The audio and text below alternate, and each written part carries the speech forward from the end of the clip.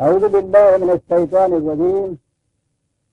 بسم اللہ الرحمن الرحیم۔ عزیزان من،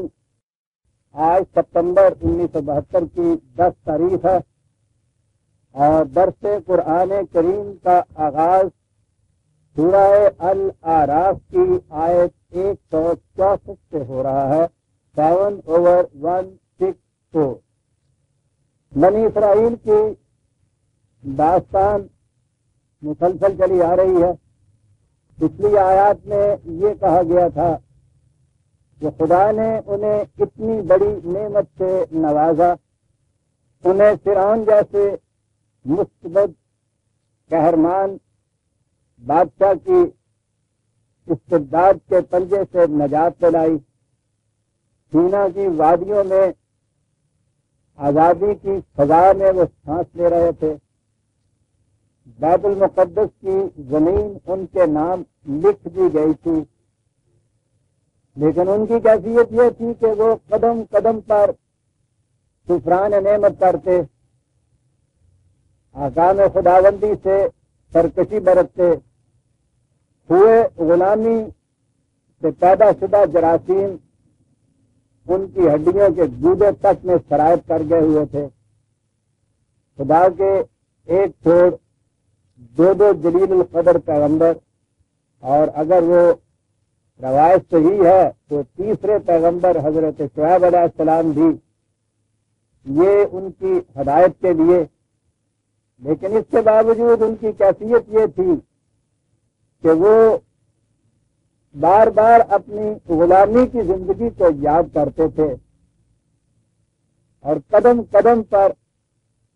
حضرت موسیٰ علیہ السلام کو تانے دینے بیٹھ جاتے تھے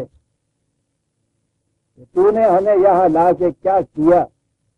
اس آزادی سے ہم نے کیا پایا۔ سابقہ ایک آیت میں 159 آیت میں یہ کہا گیا ہے کہ ان میں ایک گروہ ابھی ایسا تھا جو ان کی حق کی طرف ہدایت کرتا تھا۔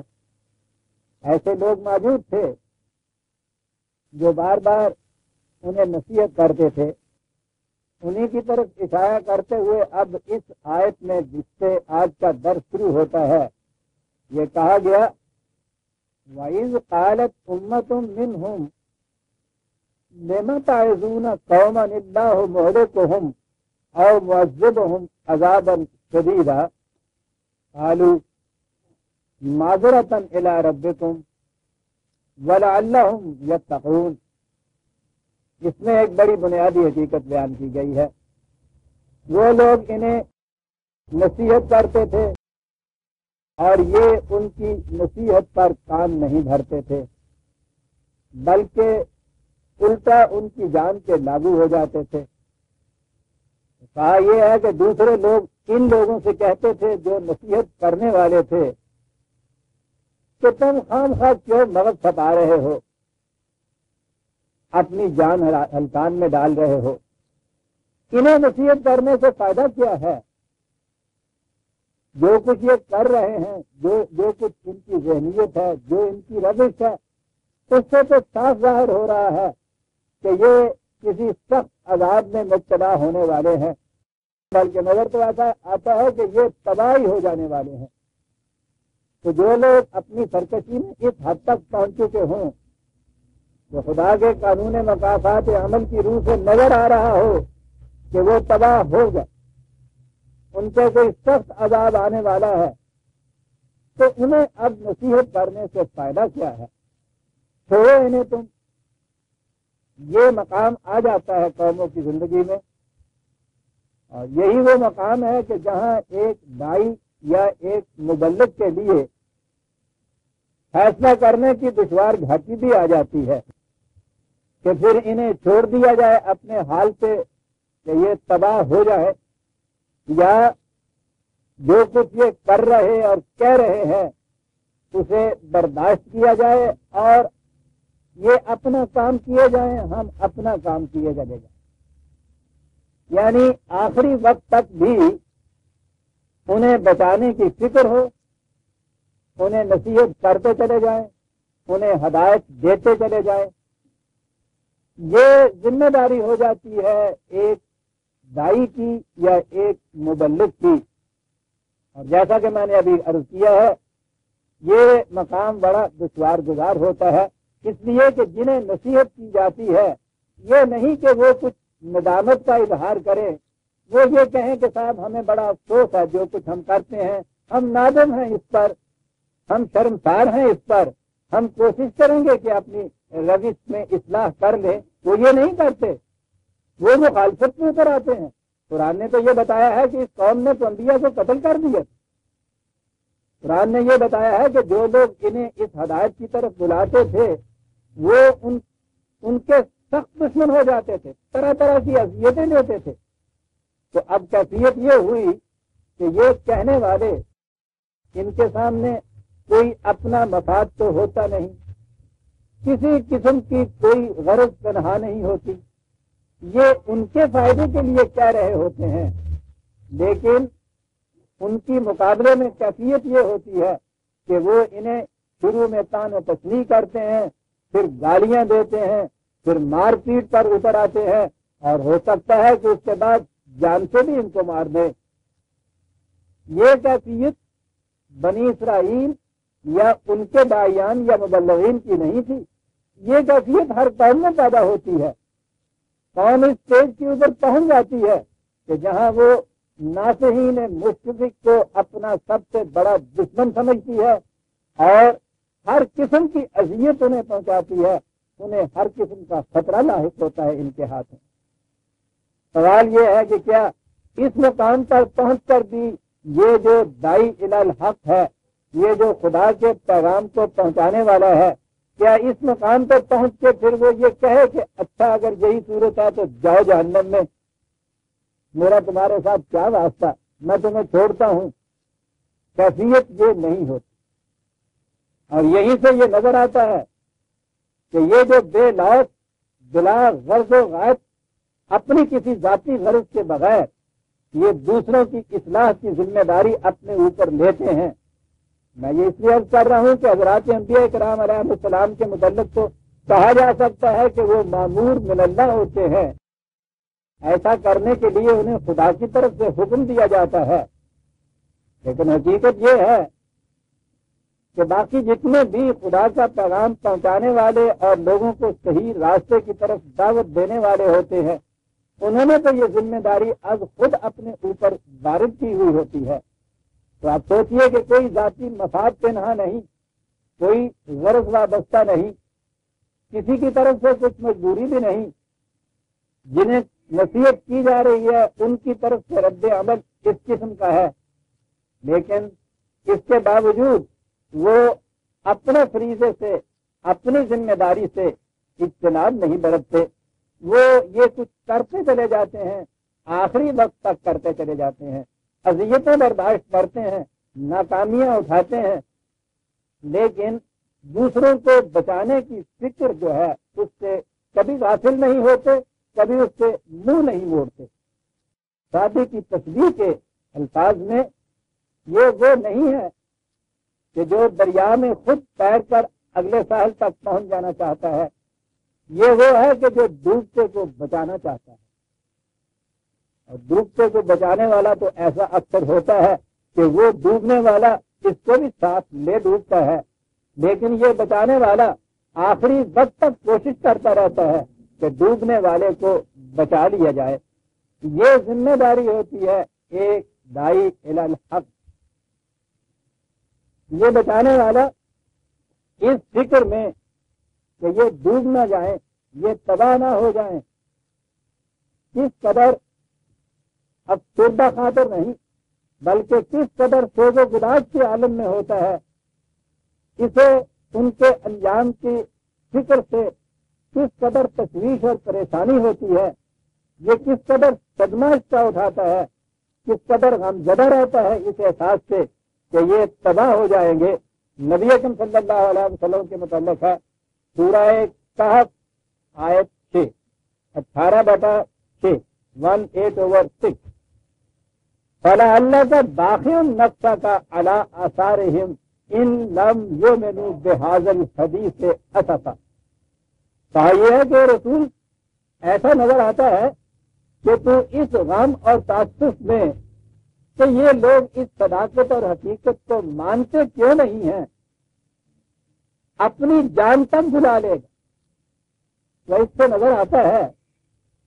کہ ایک دائی الی الحق کا قلب کس قدر مشفق ہوتا ہے، وہ دوسروں کے غم میں اپنی جان تک بلا رہا ہوتا ہے۔ پھر دورا دوں کہ اسے اس میں اپنا کوئی ذاتی فائدہ مضمر نہیں ہوتا، اور حقیقت میں تو بچا دوسرے کو وہی سکتا ہے کہ جس کے سامنے کوئی اپنا ذاتی فائدہ نہ ہو۔ تو وہ قرآن کہہ رہا ہے کہ ایسا نظر آتا ہے رسول تو ان کے اس غم میں کہ یہ اس صداقت کو مانتے کیوں نہیں ہیں،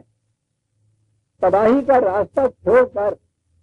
اپنی فلاح اور بہبود کی طرف کیوں نہیں آ جاتے،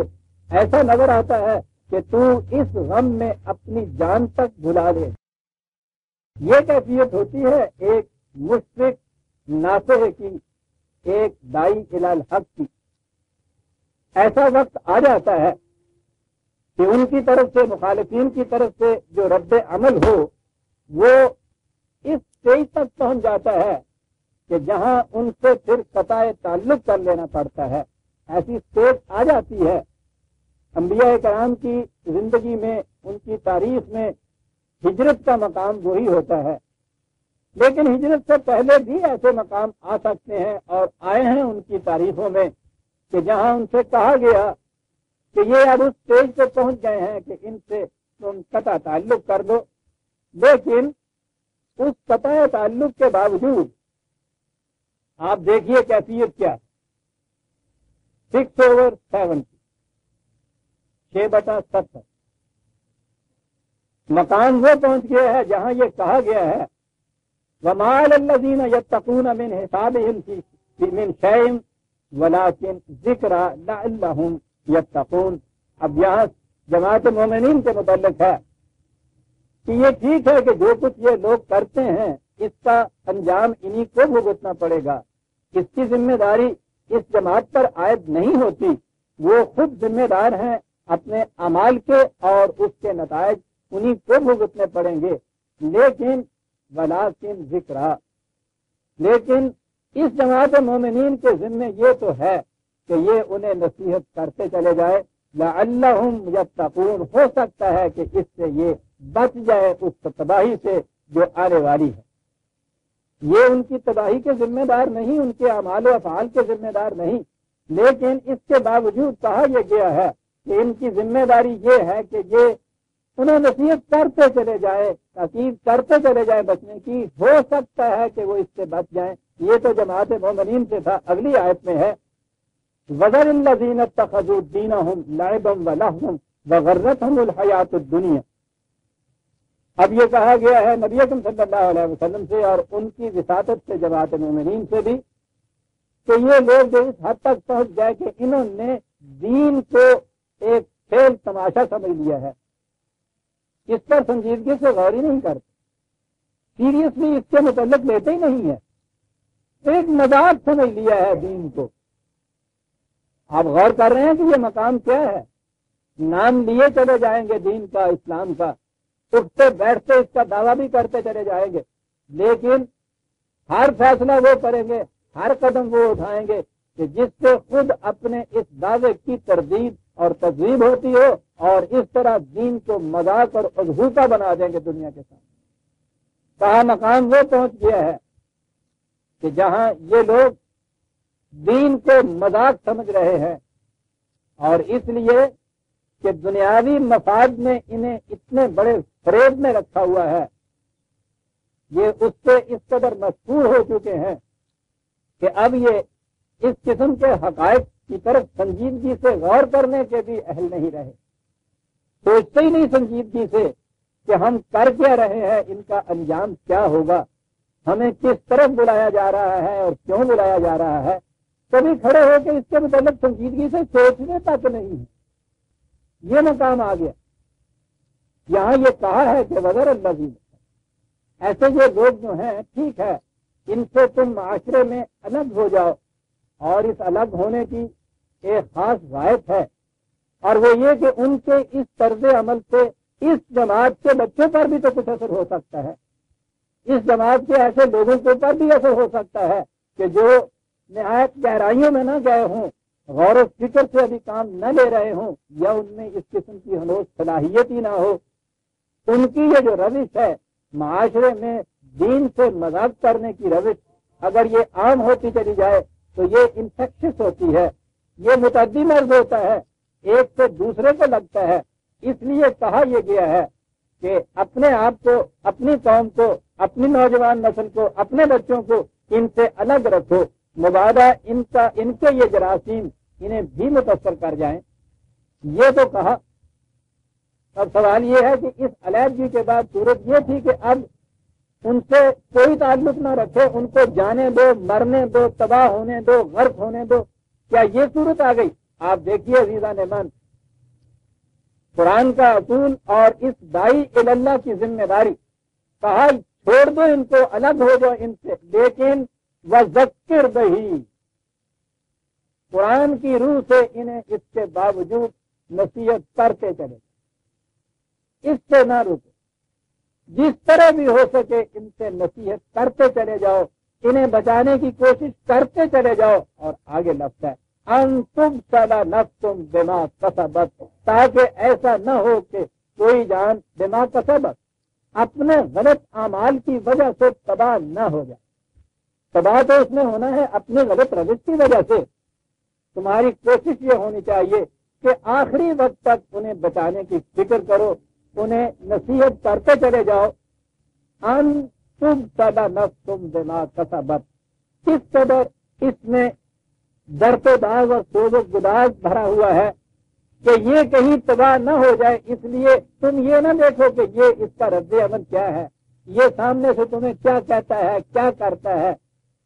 اس کا فکر نہ کرو، اس کا اثر نہ لو، تم اپنا کام کیے چلے جاؤ، بچانے کی کوشش کرتے چلے جاؤ، آخری وقت تک کرتے چلے جاؤ، تاکہ کوئی نفس، کوئی جان، کوئی فرد اپنے غلط اعمال کے ہاتھوں تباہ نہ ہو سکتا ہے کہ وہ اس سے بچ جائے۔ یہ ہے ذمہ داری عزیزان من، اس شخص کی جو خدا کے راستے کی طرف دعوت دیتا ہے، احکام خداوندی کو دوسروں تک پہنچاتا ہے، کہ مقابلے میں رد عمل کچھ بھی کیوں نہ ہو، یہ اپنی کوشش میں لگا رہے گا، اس سے یہ رکے گا نہیں۔ پھر اس معاملے میں ایک اور مقام بھی آتا ہے، یہ اپنی دعوت کو تو عام کرتا ہے، لیکن یہ ہو سکتا ہے معاشرے میں کچھ لوگ صاحب اثر ہوں، اور عام طور پر دولت مند طبقہ صاحب اثر ہوتا ہے۔ یہ اس بات کو سوچے کہ اگر ان لوگوں کو میں کنورٹ کر لوں تو اس سے اس کا اثر بڑا دور تک پھیل جائے گا، کیونکہ عام طور پہ عوام انہی لوگوں کی تکلیف کیا کرتے ہیں۔ انہیں اگر ساتھ ملا لیا جائے، انہیں حق کی طرف بلا لیا جائے تو اس کے نتائج زیادہ خوشگوار نکلیں گے۔ نیت تو اس کی یہی ہوگی، اس نیت سے ہو سکتا ہے کہ یہ بڑے طبقے کی طرف زیادہ توجہ دے، ان کو اپنی طرف مائل کرنے کے لیے زیادہ کوشش کرے، لیکن تاریخ نے یہ بتایا ہے کہ یہ جو دعوت ہوتی ہے الی الحق، اس کو نچلا طبقہ جسے آج کی اصطلاح میں کہتے ہیں، وہ طبقہ سب سے پہلے اس کے اوپر لبیک کہتا ہے۔ یہ عجیب سی چیز ہے، اور وہ عجیب سی اس لیے ہمیں نظر آتی ہے کہ اس کی علت پہ ہم غور نہیں کرتے کہ یہ اوپر کا طبقہ، وہ طبقہ جسے مرفع الحال کہا جاتا ہے، قرآن مترسین کہتا ہے، دوسرے کی محنت کی کمائی پر عیش کرنے والے، آج جن کو یہ سرمایہ دار کہا جاتا ہے، یہ وہ طبقہ ہے جو دین کو کبھی سیریسلی لیتا نہیں، اس لیے کہ دین سے ان کے اپنے مفاد پر زد پڑتی ہے۔ یہ نیچے کا طبقہ ہمیشہ کچلا ہوا ہوتا ہے۔ دین انسانیت کے مساوات کی دعوت دیتا ہے، وہ ان طبقات کو مٹاتا ہے، وہ انہیں اوپر ابھارتا ہے، انسانیت کی سطح پہ لاتا ہے۔ اس لیے فطرتاً یہ طبقہ سب سے پہلے اس کے اوپر لبیک کہتا ہے۔ عام طور پہ یہ ہوتا ہے۔ اب ایسی کیفیت پیدا ہو سکتی ہے کہ اس دائی کے سامنے یہ چیز ہو کہ یہ اوپر کا طبقہ اگر اس سے میں اس حقیقت کی طرف مائل کر لوں تو اس سے ہمارا مشن آگے بڑھے گا، اس سے یہ زیادہ پھیلے گا۔ آج کی اصطلاح میں آپ کہہ لیجئے کہ اس سے کچھ زیادہ مینز حاصل ہو جائیں گے، ذرائع ہمارے پاس زیادہ آ جائیں گے، ہم اس کو اس سے زیادہ پھیلا لیں گے۔ ہو سکتا تھا کہ یہ خیال پیدا ہو۔ اس کے مقابلے میں ایک غریب آدمی، نیچے کے طبقے کا آدمی، وہ دل میں بے حد شوق رکھتا ہے، اس کی آرزو رکھتا ہے، تڑپ رکھتا ہے کہ وہ حقیقت کو سمجھ لے، وہ اس طرف آ جائے۔ اب یہ دو چیزیں ہیں جن میں کشمکش ہو جاتی ہے۔ عام طور پر آج کل کے حالات کے مطابق بھی ہم دیکھتے ہیں تو یہ دعوت دینے والے، یہ تبلیغ کرنے والے اسے ترجیح دیں گے کہ یہ جو اوپر کا صاحب ثروت طبقہ ہے انہیں اپنے ساتھ رکھا جائے، اور یہ جتنا بھی مذہب کا کاروبار چلتا ہے عزیزان من، یہ تو اسی طبقے کو اپنے ساتھ رکھنے سے چلتا ہے نا۔ ان غریبوں نے انہیں دینا کیا ہے؟ یہ چیز تاریخ میں عجیب و غریب ہمارے سامنے آتی ہے کہ دین جب مذہب میں بدل جاتا ہے تو پھر یہ دین کی طرف بلانے والے مدعی جو ہیں وہ بلا رہے ہوتے ہیں مذہب کی طرف، اپنے کاروبار کی طرف، اپنے پیشے کی طرف، نام ہوتا ہے دین کا، وہ ہمیشہ اہل ثروت کو ترجیح دیتے ہیں۔ محلے کا چودھری سب سے بڑا امام مسجد کی نظروں میں سب سے بڑا واجب العزت وہی ہوتا ہے، اس کی خاطر جماعت رکی رہتی ہے، وہ آتا ہے تو اس کو سب سے پہلے جگہ دی جاتی ہے۔ آج بھی ہم یہ چیزیں دیکھتے ہیں، اس لیے کہ اس نے تو 10,000 روپئے کا کہیں قرین بچا دیا ہے، اس نے وظیفہ لگا رکھا ہے، اس کے یہاں سے تو اس کو سب کچھ ملے گا، اس غریب کے یہاں سے اس کو کیا ملے گا؟ یہ چیز چلی آ رہی۔ لیکن دین کا جو دائی ہے اس کے متعلق یہ کہا گیا کہ یہ بات تیرے لیے شایان شان نہیں۔ قرآن کریم میں سورہ عبس ہے، ایک سورت کا نام ہی ہے سورہ عبس، 80 اس کا نمبر، وہ اس حقیقت پہ بڑی عمدگی سے روشنی ڈالتی ہے۔ ہماری تفاسیر کی یہ غلط نگہی تھی، انہوں نے یہ سمجھ لیا کہ یہ بات نبی اکرم صلی اللہ علیہ وسلم نے کی تھی اور آپ ہی کو خدا کی طرف سے اس قسم کی زجر اور تحریر ہوئی ہے کہ تو یہ کیا کر رہا ہے۔ بات یہ نہیں، سیغہ ٹھیک ہے، واحد کا ہے، واحد مخاطب، واحد کا سیغہ ہے، مخاطب کا نہیں۔ واحد کے سیغے سے ان لوگوں نے سمجھ لیا کہ یہ رسول اللہ سے کہا جا رہا ہے۔ میں اس تفصیل میں نہیں جانا چاہتا، قرآن کریم میں بیشتر مقامات ہیں کہ جہاں سیغہ واحد کا استعمال کیا گیا ہے، بلکہ واحد مخاطب کا استعمال بھی کیا گیا ہے، لیکن مقصد اس کا تخاطب صرف رسول اللہ کی طرف نہیں ہے، پوری امت کی طرف ہے، جماعت مومنین کی طرف ہے۔ یہ واقعہ بھی جو ہے یہ میں سمجھتا ہوں رسول اللہ صلی اللہ علیہ وسلم کی جو سیرت ہمارے سامنے آتی ہے اس کی روح سے یہ حضور کا واقعہ نہیں ہے، کسی پیغام پہنچانے والے کی بات ہے، اور اصل میں یہ نصیحت ہے ہر اس شخص کے لیے جو پیغام پہنچانے کا ذمہ اپنے اوپر لے۔ یہ ہر دائی اور ہر مبلغ کے لیے قرآن کریم نے اس واقعہ کے اندر نصیحت کا پہلو رکھا ہے، ہدایت کا پہلو رکھا ہے۔ کہا کہ عبسا وتولی ان جاءہ العامہ، کہا کہ وہ شخص جو احکام خداوندی کی دعوت دیتا تھا اس کے پاس ایک غریب آدمی نابینا آ گیا تو اس نے تیوری چڑھا لی، منہ بسور لیا، پہلو پہ ہی برتی، اعراض کیا اس سے، یعنی یہ اس غریب طبقے کا جسے آج ہم نچلا طبقہ کہتے ہیں اس کا ایک فرد آیا ہے، اور اس کے متعلق کہا کہ اس دعوت دینے والے نے اس کی طرف سے منہ موڑ دیا بلکہ تیوری چڑھا لی۔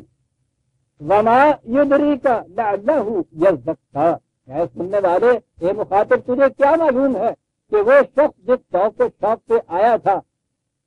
وہ اگر نصیحت کی بات سن لیتا، وہ خدا کا پیغام سن لیتا تو وہ مزکی ہو جاتا، اس کی ذات کی نشو و نما ہو جاتی، اس کی سیرت کی تطہیر ہو جاتی، اور اگر اتنا زیادہ نہ بھی ہوتا، او یذکر فتنفعہ الذکریٰ، یا کم از کم اتنا تو ضرور ہوتا کہ وہ جس جذب و انہماک اور جوش و خروش سے آیا تھا اس کی طرف، کم از کم اتنا تو ضرور ہو جاتا کہ یہ نصیحت اسے فائدہ پہنچاتی اور آہستہ آہستہ اس کے اندر ایک تبدیلی واقع ہو جاتی۔ بہرحال اس کا مائنڈ ریسپٹیو تھا، وہ ایک ایسا دل لے کر آیا تھا کہ جو اس نصیحت کو قبول کرنے کے لیے مائل تھا، اس کی طرف اس کا رجحان تھا، وہ شوق سے آیا تھا، ذوق سے سننا چاہتا تھا۔ ایسے شخص کی طرف سے بے رغبتی برتنا محض اس لیے کہ وہ غریب آدمی ہے، یہ تو شایع نشان نہیں ہے ایک داعی الی الحق۔ اسے یہ نہیں کرنا چاہیے تھا۔ اما من استغنی فانت لہ تصد، اور اس کے برعکس کیفیت یہ کہ وہ لوگ جو اپنے آپ کو مستغنی سمجھتے ہیں ان چیزوں سے، وہ اس کی کچھ ضرورت ہی نہیں سمجھتے۔ جو مستغنی سمجھتے ہیں اپنے آپ کو، تو ان کے پیچھے دوڑا پھرتا ہے۔ تو یہ دونوں طبقات کا ذکر قرآن نے کر دیا ایک دوسرے کے سامنے لا کے، کہ ایک غریب نابینا ہے، وہ نہایت ذوق و شوق سے تیری طرف کھینچا چلا آ رہا، تو اس کی طرف سے بے رغبتی برت رہا۔ ایک یہ طبقہ ہے کہ جو اپنے آپ کو اس سے بے نیاز سمجھتا ہے، وہ کہتا مجھے ان کی ضرورت ہی نہیں ہے، کوئی مسئلہ ہے جس کی خاطر وہ کبھی تمہاری بات بھی سن لیتا ہے، لیکن تیری کیفیت یہ ہے کہ تو ان کے پیچھے پیچھے دوڑا پھرتا ہے۔ وَمَا عَلَيْكَ أَلَّا يَزَّكَّىٰ، تیرے اوپر یہ فریضہ تو نہیں تھا کہ تو ضرور اس کی تزکیہ نفس کرتا، اسے ضرور بتاتا، یہ تو فریضہ تیرا نہیں تھا کہ اس فرد کے متعلق تیرے اوپر یہ لازم قرار دے دیا تھا ہم نے کہ جاؤ اور اس کو کس طرح سے بچاؤ۔ سوال یہ نہیں ہے، سوال کیا ہے؟ وَأَمَّا مَنْ جَاءَكَ يَسْعَىٰ وَهُوَ يَخْشَىٰ فَأَنْتَ عَنْهُ تَلَهَّىٰ، وہ کہ جو تیری طرف دوڑے ہوئے آ رہا ہے اور وہ غلط روش کے تباہ کن انجام سے ڈرتا بھی ہے، خوف کرتا ہے کہ کہیں ایسا نہ ہو جائے کہ میں تباہ ہو جاؤں، اور وہ لپک کر تیری طرف آتا ہے، تو اس کی طرف سے اعراض برتتا ہے۔ یہ بڑی غلط بات ہے۔ کلا انہا تذکرۃ فمن شاء ذکرہ، سوچ رکھو کہ یہ تو ایک تمام دنیا کے لیے ایک تذکرہ ہے، ایک نصیحت کی چیز ہے، ایک موعظت کی چیز ہے، ایک فراموش شدہ حقیقت کی یاد دہانی ہے یہ قرآن۔ تو جو بھی چاہتا ہے وہ اس سے نصیحت حاصل کرے گا، جو نصیحت حاصل کرنا چاہتا ہی نہیں ہے اسے تو یہ کچھ فائدہ نہیں دے سکتا۔ یاد رکھیے کہ یہ تو نہیں کہا گیا کہ یہ جو اوپر کا طبقہ ہے ان کو تم چھوڑ ہی دو، انہیں نصیحت کرو ہی نہیں، وہ تو تذکرہ للعالمین ہے، وہ تو پوری دنیا کے لیے ہے۔ حتیٰ کہ پہلی آیت جو میں نے ریفرنس میں دی ہے اس میں تو یہ بھی کہہ دیا گیا تھا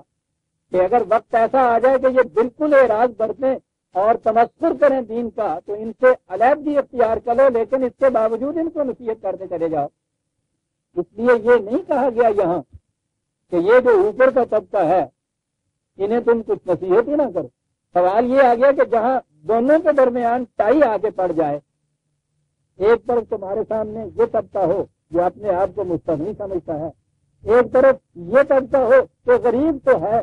لیکن دل میں تڑپ اور ذوق رکھتا ہے اس کے لیے، سوال یہ پیدا ہوگا کہ ان دونوں میں سے ترجیح کسے دی جائے گی؟ ہر پیشہ وار اہل مذہب جو ہے وہ اس اوپر کے طبقے والے کو ترجیح دے گا، اور خدا کا داعی الی الحق جو ہے وہ ہمیشہ اسے ترجیح دے گا جو دل میں شوق اور جذب رکھتے ہوئے اس کی طرف آتا ہے۔ یہ ہے چیز جو قرآن کریم نے کہی، اور بڑی عظیم حقیقت یہ کہی۔ اصل یہ ہے کہ یہی لوگ جو پورے اخلاص سے، پورے خلوص سے، دل کے جذب سے، ذوق و شوق سے اس کی طرف لپکتے ہیں اور بڑھتے ہیں، یہی وہ لوگ ہیں جو آخر تک مخلص رہتے ہیں، آخر تک ساتھ دیتے ہیں، تکلیفیں برداشت کرتے ہیں، اذیتیں اٹھاتے ہیں، ساتھ نہیں چھوڑتے۔ یہ مفاد پرست طبقہ جو ہے، ٹھیک ہے، ہم یہ نہیں کہتے کہ وہ قاطبۃً کلھم من حیث الجماعت مسترد کر دینے کے قابل ہیں، ان میں بھی ایسے لوگ پیدا ہو سکتے ہیں کہ جو اگر صداقت کو تسلیم کر لیں تو آخر تک خلوص کے ساتھ دیں، لیکن بالعموم ہوتا یہی ہے کہ اس طبقے کے سامنے جسے کہا گیا ہے کہ غرتہم الحیات الدنیا، دنیا کے مفاد میں ان کو دھوکہ دے دیا ہوا ہے، یہ فریب خوردہ جماعت، فریب کار جماعت ثابت ہوتی ہے۔ اگر یہ کبھی ساتھ آتی بھی ہے تو اپنے مفاد کی خاطر ساتھ آتی ہے، جہاں ان کے مفاد سے زد بڑھتی ہے یہ اسی وقت ساتھ چھوڑ دیتے ہیں، کیونکہ انہوں نے ساتھ بھی تو خلوص کے ساتھ نہیں دیا تھا، کسی غرض کے لیے دیا تھا۔ غرض پوری ہوتی چلی جائے تو ساتھ رہیں گے، اور اس غرض کے اوپر زد پڑے گی فوراً چھوڑ کے الگ ہو جائیں گے۔ یہ غریبوں کا طبقہ ہے، یہ جس کو ہم نیچے کا طبقہ کہتے ہیں وہ ہے، وہ آتا بھی خلوص سے ہے، ساتھ بھی خلوص کے ساتھ دیتا ہے، اور جان تک بھی خلوص کے ساتھ دیتا ہے۔ یہ ساری داستان کی تاریخ یہی بتاتی ہے۔ پہلی آواز جب حق کی بلند ہوئی ہے، قرآن کریم نے جہاں سے اس داستان کا آغاز کیا، حضرت نوح علیہ السلام کی داستان، اس نے بتایا ہے کہ یہ جو نیچے کا طبقہ تھا یہ لپک کر آ گیا، اور ملائے قوم جو تھے، آپ دیکھیے وہ جو نواں پارا شروع ہوتا ہے قال الملأ الذین، تو سورہ ہود میں آپ دیکھیے ہر نبی کے متعلق یہی آتا ہے کہ اس طبقہ یہ لپک کے آیا، اور وہ لوگ کہ جن کے گھروں میں برتن بھرے ہوئے تھے کھانے پینے کی چیزوں سے، جنہوں نے کوٹھیاں کے دانے ہیں سن، یہ اوپر کا طبقہ جو تھا اس نے ہمیشہ مخالفت کی۔ اور حضرت نوح علیہ السلام کی داستان میں تو یہ ہے کہ انہوں نے آ کے مطالبہ ہی یہ کیا تھا کہ ہم آنے کے لیے تیار ہیں، لیکن یہ تو ہمارے لیے مشکل ہے کہ ہم آئیں اور یہ ہمارے برابر بیٹھ جائیں۔ یہ چھوٹے چھوٹے پیشے کے لوگ جنہیں ہم اپنی سوسائٹی میں، اپنے معاشرے میں کمین کہتے ہیں، جنہیں ہم اپنے برابر کبھی بیٹھنے نہیں دیتے، تم یہ کہتے ہیں کہ ایک ہی ساتھ میں کھڑے ہو جائیں محمود و اجاز، ہم آنے کے لیے تیار ہیں، شرط یہ ہے کہ انہیں نکال دیں۔ ہر پیشہ ور اہل مذہب اس کو ترجیح دے گا، تجھے پتا ہے کہ ان سے میں نے لینا کیا ہے؟ آپ آئیے جائے صاحب تشریف لے آئیے، نبی کے سامنے یہ سوال پیش ہوتا ہے، اسی وقت اسے ہدایت یہ آتی ہے، اور وہ جواب میرے ہاں تو یہ کاروبار نہیں ہو رہا، میرے ہاں تو سوال یہ ہے کہ حق و صداقت کو خلوص نیت سے کون قبول کرتا ہے؟ وہ نبی ان سے کہتا ہے، ان سرداران قوم سے، کہ میرا تعلق ہی نہیں اس بات سے کہ میں یہ دیکھوں کہ یہ کام کیا کرتے ہیں، میں تو دیکھتا ہوں، میری نگاہ ان کے قلب کے اوپر ہے کہ وہ کس قدر مخلص ہیں۔ تم نہیں آنا چاہتے، میرا کچھ نہیں بگڑے گا، میں تو تمہارے ہی لیے یہ تم کہہ رہا ہوں کہ آ جاؤ ورنہ تباہ ہو جاؤ گے۔ اور اگر تمہاری یہ شرط ہے کہ انہیں میں نکال دوں جو مخلصین کی جماعت ہے تمہیں اپنے اندر سمونے کے لیے، تو جاؤ، یہ سودے بازی کہیں اور ہوگی، خدا کے دربار میں یہ بات نہیں ہو سکتی۔ جواب دے دیا ان کو، پہلی دعوت میں یہ چیز ہے، اور اس کے بعد بھی جتنی دعوتیں آئی ہیں ان میں یہی چیز، یہی کشمکش آتی رہی ہے کہ یہ اوپر کا طبقہ اہل ثروت کا، سرمایہ دار کا، نیچے کا طبقہ جو ہے یہ نبی کے لیے یہ مقام قدم قدم پر آتا تھا، وہ اس قسم کی شرائط پیش کرتے تھے، اور کوئی ایک مقام بھی ایسا نہیں ہے جہاں کسی داعی الحق نے ان کی اس شرط کو قبول کر لیا ہو کہ ان لوگوں کو کسی طرح سے دور رکھا جائے۔ جب یہ قریب آئیں گے انہوں نے یہ کہہ دیا کہ تم اگر نہیں بچنا چاہتے تو تباہ ہو جاؤ، میں انہیں تو نہیں چھوڑ سکتا۔ اور اس کے لیے تو نبی اکرم صلی اللہ علیہ وسلم سے بھی خاص طور پر یہ کہہ دیا گیا، وہی چونکہ وہ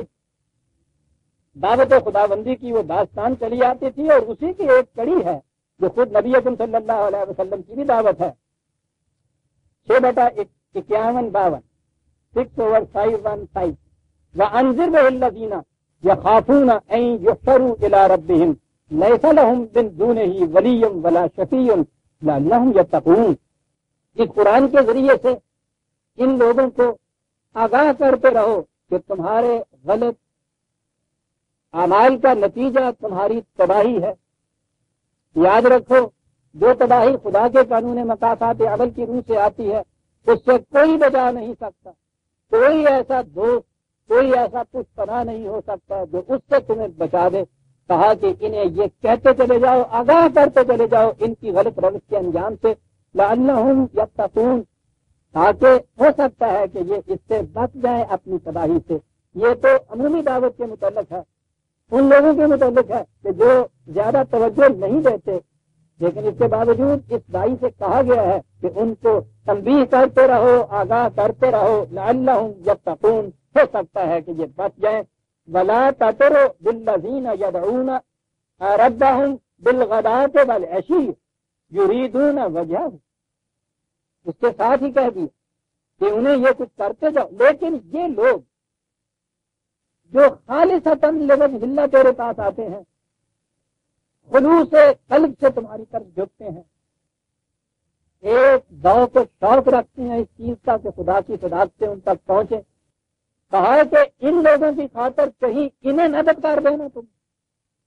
یہ بڑی بیش بہا متاع ہے تمہاری، انہیں نہ چھوڑ دینا، انہیں نہ دھتکار دینا۔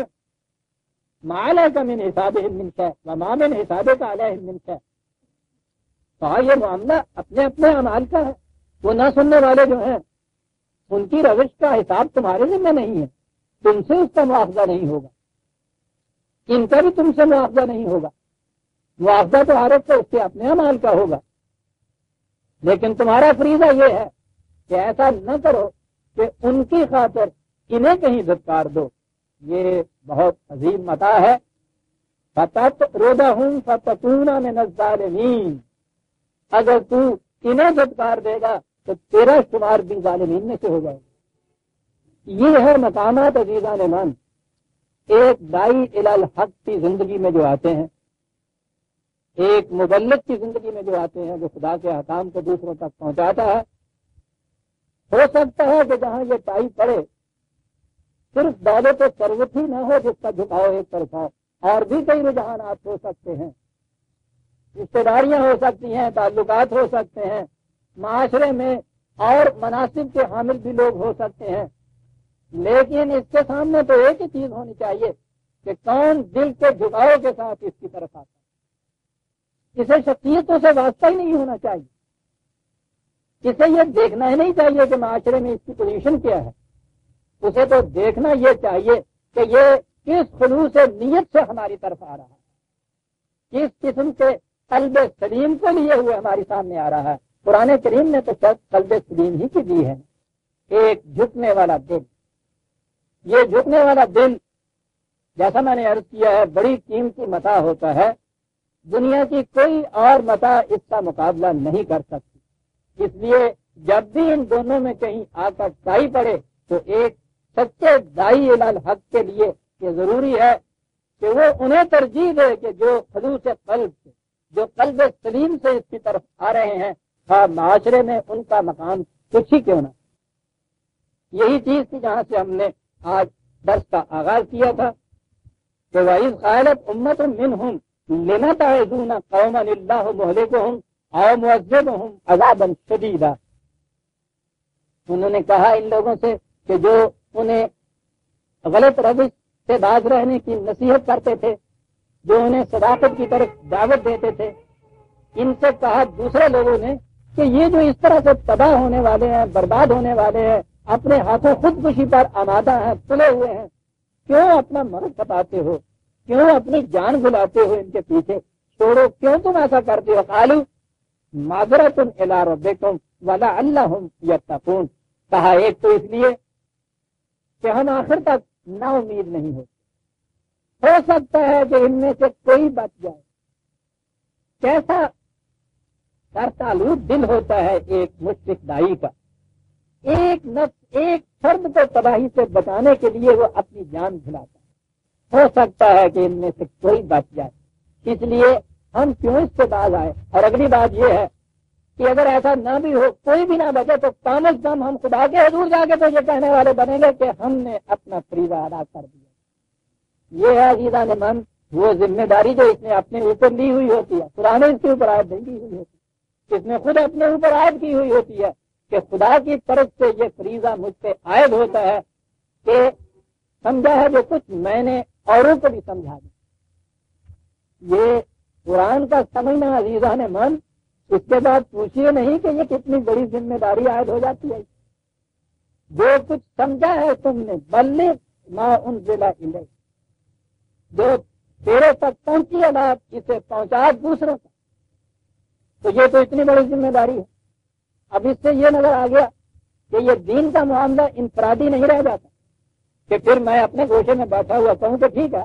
میرے ذمہ تو خود میری اپنی ذات کا کی نجات ہی ہے نا، میں نے اسے سمجھا ہے، اس کے مطابق کوشش کروں گا کہ میں کچھ عمل بھی اس کے مطابق کروں، مجھے اوروں سے کیا۔ مجھے تو اپنی ذات کی فکر ہونی چاہیے. مذہب میں یہی تصور ہوتا ہے. اور اس سے جو اگلا درجہ ہوتا ہے مذہب کا جسے آپ تصور کہتے ہیں, اس میں تو ساری توجہ سارا سلسلہ مرتکز ہوتا ہے اپنی ذات کی نجات کے اوپر, یا تزکیہ نفس جسے وہ کہتے ہیں فریب کی وجہ سے. اپنی ذات کے لیے وہ چلے اور مراقبے اور وہ وزیرتا اور وظیفے اور یہ سارا کچھ جو ہوتا ہے, اسے روحانیت کہہ لیجیے, آپ نجات کی فکر کہہ لیجیے, کچھ بھی کہہ لیجیے, اپنی ذات کے لیے اس کے اندر ہوتا ہے. دین اس سے الگ. دین کی تو کیفیت یہ ہے کہ اگر ایک بات آپ کی سمجھ میں آئی ہے حقیقت کی, صداقت کی, تو آپ کے اوپر فریضہ عائد ہو جاتا ہے کہ اسے دوسروں تک بھی پہنچائیے. تواصو بالحق سے تواصو بالصبر. اس جماعت کا تو فریضہ یہ ہوتا ہے کہ وہ ایک دوسرے کو استقلال کی, استقامت کی تلقین کرتے ہیں, ایک دوسرے کو حق پر چلنے کی نصیحت کرتے ہیں. یہاں تو تواصو ہے. یہ نہیں ہے کہ اپنی ذات کی فکر کرتے ہیں اور یہ کہتے ہیں کہ مجھے دوسروں سے کیا بات ہے. یہ جو چیز ہے کہ تم اپنی سنبھال تینوں ہورنال کی, یہ مدد ہے.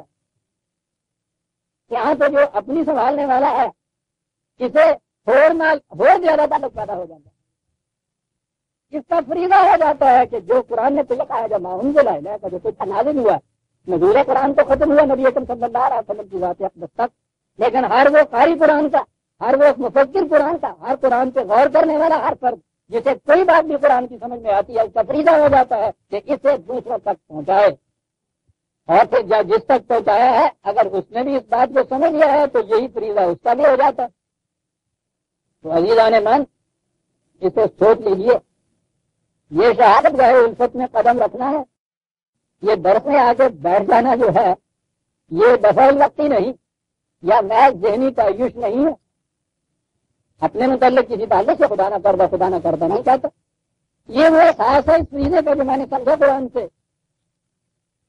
کہ جب بھی قرآن بصیرت سے کوئی حقیقت تم کو واضح ہوتی ہے اسے دوسروں تک پہنچاؤ. جو مینز بھی تمہارے پاس ہیں ان ذرائع کو استعمال کرو اور دوسروں تک کسے پہنچاؤ. یہ فریضہ عائد ہو جاتا ہے. اسی لیے انہوں نے کہا تھا کہ قالوا معذرۃ الی ربکم, تم یہ کہتے ہو کہ یہ تو اس کی پرواہ ہی نہیں کرتے, یہ نہیں بچیں گے. میری کوشش یہ ہے کہ میں دیکھوں کہ شاید کوئی بات جائے ان میں سے, اور اگر ایسا نہ بھی ہوا تم یہ کہتے ہو بات وہی ہوئی تو پھر اس کے بعد پھر میں خدا کے یہاں جا کے اپنی معذرت پیش کر سکوں گا کہ جو فریضہ میں نے اپنے اوپر عائد کیا تھا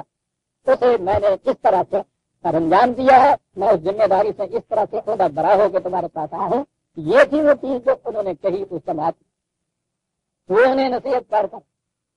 فلما نسوا ما ذکروا به انجینا الذین ینہون عن السوء واخذنا الذین ظلموا بعذاب بئیس بما کانوا یفسقون. وہ نصیحت کرتے رہے, کہا کہ لیکن جب ان لوگوں نے اس نصیحت کو, اس صداقت کو, خدا کے اس بات کو اور اس پروگرام کو پسے پھسلا دیا, بھلا دیا, فراموش کر دیا. اصل میں یہ نصیحت جو ہے صرف بھلا دینے کے معنی میں نہیں آتا, بلکہ اس کو ترک کر دینا, پسے پش ڈال دینا, یعنی ارادتاً یہ چیز ہے. بھول جانے میں تو کہا جا سکتا ہے نا کہ یہ میری میموری کا, حافظے کا قصور تھا, مجھے یاد نہیں رہا. اس میں پھر بھی کچھ ذمہ داری ٹل جاتی ہے, لیکن اس سے میں نے بھلا دینا ہی نہیں, بھول جانا ہی نہیں, بلکہ اسے پسے پش ڈال دینا ہے, اسے ترک کر دینا ہے, اس سے اراض برتنا. یہ سارے معنی اس وقت کے اندر آتے ہیں. کہا کہ جب انہوں نے خدا کے اس ضابطے کو پسے پش ڈال دیا, اس سے اراض برتا, تو پھر خدا کا عذاب آیا, اس کی تباہی آئی, اور اس تباہی نے ان کو اپنی لپیٹ میں لے لیا. اور یہ تباہی آئی تھی بما کانوا یفسقون, ان کی اپنی غلط روش کی وجہ سے تباہی آئی تھی. یوں ہی دھاندلی سے خدا کی طرف سے یہ تباہی نہیں آئی تھی. اور اس میں یہ ہے کہ وہ لوگ جو صداقت پر تھے انہیں بچا لیا گیا, انہیں الگ کر دیا گیا. یہ چیز بھی بڑی غور سے سمجھنے کی. پہلے انبیاء کی داستانوں میں ہم نے یہ دیکھا ہے کہ ہوتا یہی تھا کہ وہ اس دعوت کو عام کرتے تھے. جتنے لوگ اس صداقت پہ لبیک کہتے تھے وہ ان کے گرد جمع ہو جاتے تھے. جو اس کی مخالفت کرتے تھے اس کے بعد ان پہ تباہی آ رہی تھی, وہ اپنے آپ کو تباہ کر رہے ہوتے, وہ تباہی آنے والی ہوتی, کسی شکل میں بھی وہ تباہی آنے والی ہو. اس نبی کو خدا کی طرف سے اس کا تو علم ہو جاتا تھا. یا انداز بتا دیتا تھا ان کا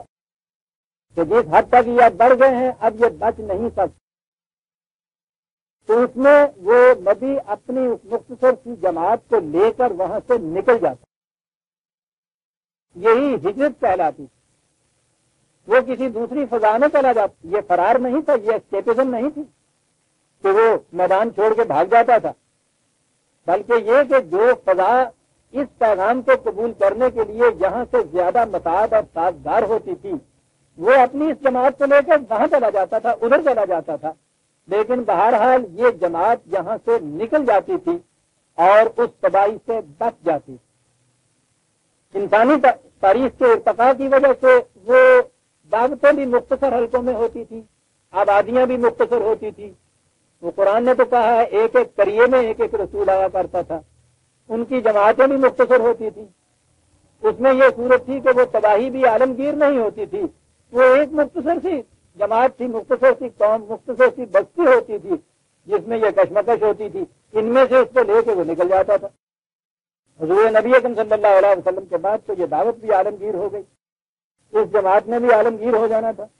اور مخالفین جو تھے یا اس کی مخالفت کرنے والے اس دعوت کی یا غلط روش پر چلنے والے وہ بھی عالمگیر ہو جانے تھے۔ آج یہ دعوت دنیا میں کسی ایک خطے تک محدود نہیں ہے، آج اس کے مخاطب بھی کسی خاص بستی کے رہنے والے نہیں ہیں، ساری دنیا کی اقوام اس کی مخاطب ہیں، وہ ساری دنیا میں پھیلی ہوئی، اور آج اگر کوئی دائی الی الحق ہوں گے تو وہ بھی کسی خاص بستی میں رہنے والے نہیں ہوں گے، کوئی الگ گروہ مختص نہیں ہوگا، اس نے اپنے آپ کو مخصوص دائرے میں محدود نہیں کر لیا ہوگا، یوں پھیلی ہوئی چیز ہوگی، لہذا آج تباہی کی شکل بھی اور ہوگی۔ اور اس کے بعد آج تو صورت یہ ہے کہ ہجرت کے لیے بھی کوئی گنجائش باقی نہیں رہی، ساری دنیا کے انسانوں نے جہاں بھی نگاہ ڈالی ہے وہاں یہ غلط نظام اور غلط روش چلی جا رہی ہے۔ یہ وجہ ہے جو قرآن کریم نے یہ بات کہی، پہلی اقوام کی صورت میں یہ کہا گیا، یہ نقطہ بڑا اہم ہے، ان اقوام کی صورت میں یہ کہا گیا ہے کہ اس تباہی آنے سے پیشتر وہ ان سے الگ ہو گئے، دوسری جگہ چلے گئے اور وہ بچ گئے،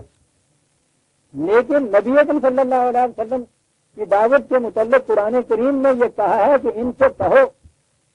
کہ اس تباہی سے ڈرو کہ جب وہ آیا کرتی ہے تو پھر انہی تک محدود نہیں رہا کرتی کہ جو اس کے لانے کے ذمہ دار ہوتے ہیں وہ سب کو اپنی لپیٹ میں لے لیا کرتی، وہ اس لیے کہ اب یہ دعوت بھی عالمگیر تھی، یہ تباہیاں بھی عالمگیر ہوتی، اس لیے ان لوگوں کے اوپر اور زیادہ شدت سے یہ فریضہ عائد ہو جاتا ہے جو خدا کی دعوت کو دوسروں تک پہنچانے والے ہیں کہ اور زیادہ شدت سے یہ کوشش کرے کہ وہ نظام بدل جائے جس نظام کے اندر یہ زندگی بسر کر رہے ہیں، ورنہ اب یہ صورت نہیں ہو سکتی۔ تباہی کی شکلیں جیسا میں نے عرض کیا اب تو اور ہی شکلیں، ایک پارٹی پاور بدلتی ہے پورے کے پورے علاقے کا مملکت کا نقشہ بدل جاتا ہے، انہی کے منتخب کردہ نمائندے ایک قانون وہاں پاس کر دیتے ہیں، معاشرے کا نقشہ بدل جاتا ہے۔ جیسا کہ میں نے پہلے بھی یہ کہا تھا، الیکشن کہیں امریکہ میں ہونے والے ہیں اور ابھی شاید 2 مہینے باقی ہیں، اس میں ساری دنیا کے لوگ جوش پر آواز اور جشن بڑھا ہے کہ اس کا نتیجہ کیا نکلتا ہے۔ سوچیے کہ ہمیں اس سے کیا تعلق کہ وہاں صدر کون ہو جاتا ہے، لیکن تعلق کی تو اب یہ کیفیت ہے کہ لہو خورشید کا طبقے اگر ذرے کا دل چیرے، ساری دنیا کے نظاموں پر معاشرے پر ایک چیز کا اثر پڑ جاتا ہے، امریکہ کی صدارت، روس میں لینن کی موت، چائنا میں موضوع تنگ کا انجام، میں مثالیں دے رہا ہوں، ایک الیکشن امریکہ کا، اس قدر مربوط ہو گئی ہے اب دنیا، اس قدر ایک برادری کے اندر یہ سمٹ کے آ گئی ہے، زمین کی تنابیں اس طرح سے کھنچ چکی ہوئی ہے کہ اب تو کہا ہی نہیں جا سکتا کہ کسی ایک مقام کا واقعہ مقامی ہو کے رہے گا، وہ تو عالمگیر ہوتا ہے، اس کے اثرات تو دور دور تک جاتے ہیں۔ اس لیے اور یہی وجہ ہے کہ نبی اکرم صلی اللہ علیہ وسلم کے متعلق فرمایا کہ وہ پوری الناس کی طرف، نئے انسانی کی طرف رسول ہو کر آئے، قرآن ذکر للعالمین ہے، کسی ایک قوم کے لیے ضابطہ نصیحت نہیں، وہ تمام اقوام عالم کے لیے ہے۔ یہ امت جس کو کتاب کا وارث بنایا گیا تھا، یہ بھی کسی خاص محدود مقام میں محدود ہو کر رہنے والی نہیں تھی، یہ امت وسطیٰ تھی، ایسی امت کہ دنیا کی ہر امت جس سے ایکوی ڈسٹنٹ ہو، یکساں فاصلے کے اوپر ہو۔ یہ تو اس دائرہ انسانیت کا مرکز، اس لیے وہ جو پہلے ادوار میں جبکہ دنیا ابھی چھوٹے چھوٹے دائروں میں گھری ہوئی تھی، ایک مقام کے واقعات کا اثر دوسری جگہ پہنچتا ہی نہیں تھا، اس کو متاثر نہیں کرتا تھا، وہاں یہ شکل تھی کہ آنے والی تباہی سے بچنے کے لیے اس جگہ کو چھوڑ دیا جائے۔ اب تو وہ صورت باقی نہیں رہی، اور اس لیے یہ جو دو آیتیں ہیں اکثر ان کے متعلق لوگوں کو خلط مبہت ہو جاتا ہے کہ اقوام سابقہ کے قصے میں تو یہ کہا گیا کہ آنے والی تباہی سے بچنے کے لیے وہ پہلے ہی الگ ہو گئے، اور نبی اکرم صلی اللہ علیہ وسلم کے بعد ہم سے یہ کہا گیا کہ ڈرو اس تباہی سے کہ جب وہ آیا کرتی ہے تو صرف ظالمین تک محدود نہیں رہا کرتی۔ اب تو اس خاص جماعت کو بیچ میں سے نکال کے بچانے والی بات نہیں کہی گئی۔ اس کی وجہ یہ ہے عزیزان من کہ انسانی تاریخ کے حالات جو تھے وہ بالکل مختلف ہو چکے ہوئے ہیں، اور ختم نبوت کے معنی یہ ہے کہ حضور کے بعد اب یہ چیز قومی، ملکی، مقامی کسی دائرے کے اندر محبوس نہیں رہی ہے، بلکہ یہ عالمگیر دعوت ہو گئی ہے۔ اس کے دائی بھی عالمگیر ہوں گے، نجات کی شکل بھی ایک نظام کی صورت میں عالمگیر نہیں تو ایک بڑی مملکت تک کے اوپر پہلے محیط ہوں گے، اور تباہی بھی آئے گی تو وہ مقامی نہیں ہوگی، عالمگیر ہوگی۔ دو جنگیں تو ہم دیکھ چکے ہیں، اور آج کل جو جنگ ہو رہی ہے جس میں یہ ٹھیک ہے کہ دنیا کے دو چار خطوں کے علاوہ کہیں بم نہیں پھٹ رہے، کہیں توپیں نہیں گرج رہی، لیکن یہ خاموش تباہی جو آ رہی ہے یہ تو ان جنگوں سے زیادہ ہولناک اور زیادہ تباہ کن تباہی آئی، تو یہ تو کسی خاص خطہ زمین کے ساتھ محدود نہیں ہے، عالمگیر تباہی ہے یہ۔ اس لیے یہ نظام بھی اس کے بعد غلط نظام بھی آج عالمگیر ہے، اور صحیح نظام بھی جب آیا تو اگرچہ اس کی ابتدا اور آغاز تو ایک مقام سے ہوگا، لیکن ہونا پڑے گا اس کو بھی عالمگیر ہی نظام۔ یہ قومی اور ملکی اور طبقاتی اور علاقائی اور صوبائی بات نہیں رہے گی، عالمگیر چیز رہے گی عزیزان من۔ یہ وجہ ہے کہ ان قوموں کے قصے میں جو صورت ہوتی تھی تباہی سے بچنے کی، اب وہ ممکن نہیں رہی، انہیں بتا لی فلما ہٹاؤ ام ما نہو ان ہو قلنا لہم کونوا قردۃ خاسئین۔ جب انہوں نے سرکشی برتی اس سے جس چیز سے ان کو روکا جاتا تھا، جس بات سے روکا گیا انہوں نے سرکشی برتی، کہا کہ جب اس حد تک ذہنیت ان کی بگڑ گئی تو وہی الفاظ جو پہلے بھی کئی دفعہ آ چکے ہیں، الفاظ یہ کہ ہم نے ان سے کہا کہ جاؤ تم ذلیل بندر ہو جاؤ۔ سورہ بقرہ میں جب یہ آیت آئی تھی تو میں نے تفصیل سے یہ بتایا تھا کہ یہ چیز جو ہمارے ہاں آ رہی ہے